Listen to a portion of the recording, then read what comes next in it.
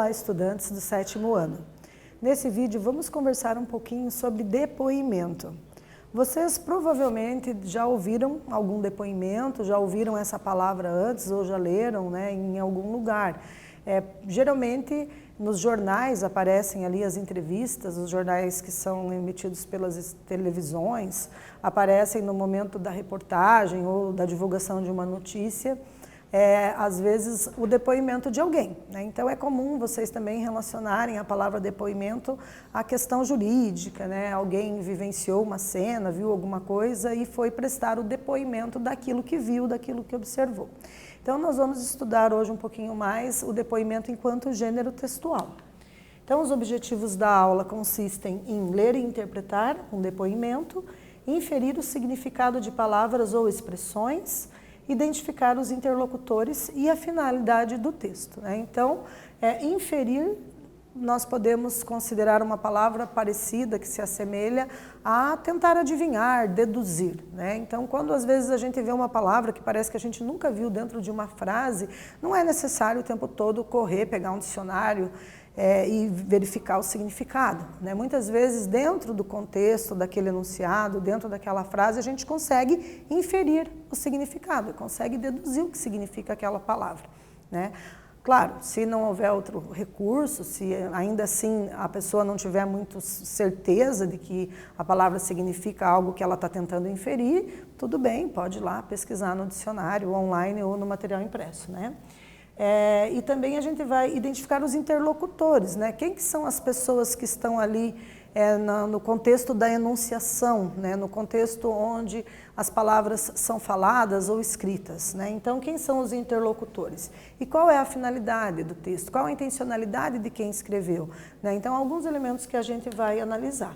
Então, para começo de conversa, você já ouviu o depoimento de alguém ao assistir um telejornal? Já parou para pensar, né, quais são ali os recursos que a pessoa utiliza para expressar ali aquilo que ela viu, que ela vivenciou?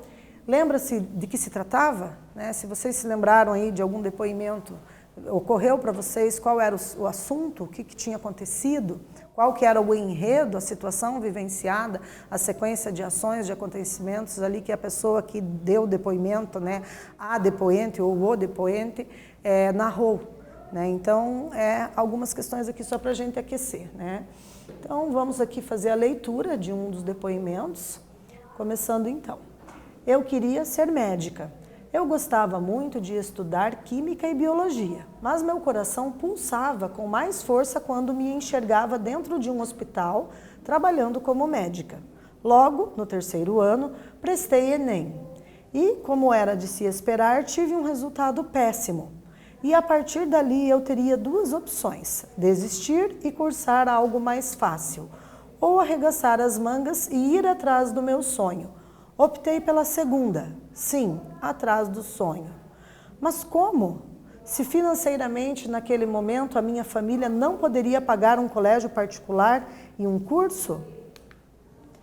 Então já vamos começar a nossa primeira atividade para aquecer aí as nossas discussões. Então, observem que aqui foi selecionado um fragmento do depoimento que nós acabamos de ler, né?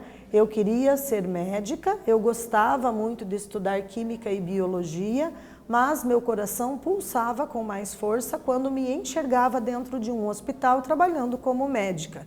E a partir dali eu teria duas opções: desistir e cursar algo mais fácil ou arregaçar as mangas e ir atrás do meu sonho. Esse texto foi escrito em primeira ou terceira pessoa. E agora, vocês se lembram de identificar a voz do narrador? Um tempo para vocês elaborarem uma resposta para a nossa primeira atividade.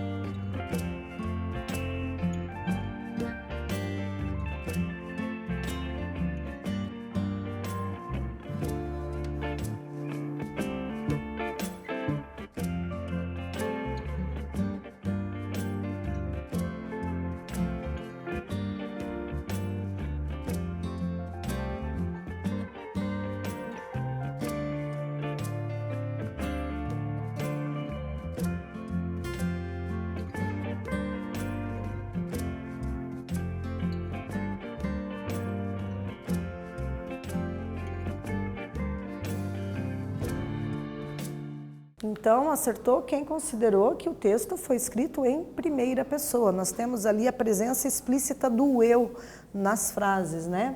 Então, o pronome pessoal eu, ele está visível para o leitor, não aparece nem na modalidade de sujeito oculto, que às vezes o eu está oculto, né? Quando eu digo fiz café, tomei café, comi pão, estudei, e eu não coloco o eu explicitamente na frase, eu tenho um sujeito oculto. Eu sei que se refere ao eu por conta da flexão verbal como se apresenta, né? Se eu digo estudei, quem estudei? Só pode ser eu posso ter esse sujeito oculto, o que não é o caso aqui do nosso depoimento, né? No nosso depoimento, esse sujeito está explicitado na primeira pessoa do singular. Então, quando a gente pensa em narrador em primeira pessoa, terceira pessoa, a gente tem que se lembrar dos pronomes pessoais do caso reto, né? Que a gente utiliza para conjugar os verbos. Então, eu tenho lá eu, tu, ele, nós, vós, eles, ou elas, né? Ele ou ela, no caso da terceira pessoa do singular. E vocês já aprenderam que eu é a primeira pessoa do singular e nós é a primeira do plural.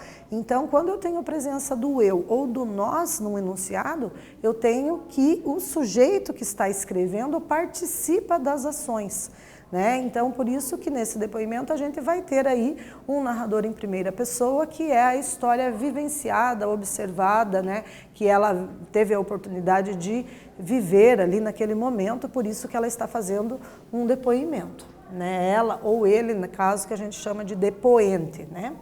Então, foi escrito em primeira pessoa, o pronome pessoal eu está explícito, indicando que quem conta a história, a depoente, participou dos acontecimentos. Pode ter participado tanto nas ações quanto apenas presenciando determinada cena. Continuação da leitura. Seria difícil, mas não impossível. Fui atrás. Por 1 ano, guardei dinheiro. E como meus pais sabiam, tudo o que eu conseguisse naquele ano seria para o material do cursinho e para as mensalidades. Óbvio que não seria o suficiente, mas, diante de mais uma dificuldade, tive a opção de largar tudo ou ir atrás com unhas e dentes. Fui, mais uma vez. Eu dormia pouco, comia mal, ia à academia às vezes. Mal via meus familiares e vivia em um poço de estresse e desânimo. Então, agora a gente já vai para a nossa segunda atividade. No fragmento, óbvio que não seria o suficiente, mas, diante de mais uma dificuldade, tive a opção de largar tudo ou ir atrás com unhas e dentes. Fui, mais uma vez. O que a depoente quis dizer com a expressão unhas e dentes? Então, observem aqui que nós temos, né, alguns elementos da linguagem coloquial, né, dessa língua informal falada no dia a dia, né, essas variantes linguísticas que nós utilizamos em momentos de maior informalidade. E eu gostaria que vocês, então, tentassem elaborar aí 1 ou 2 frases para dar conta de responder a nossa primeira atividade. Desculpem, segunda atividade.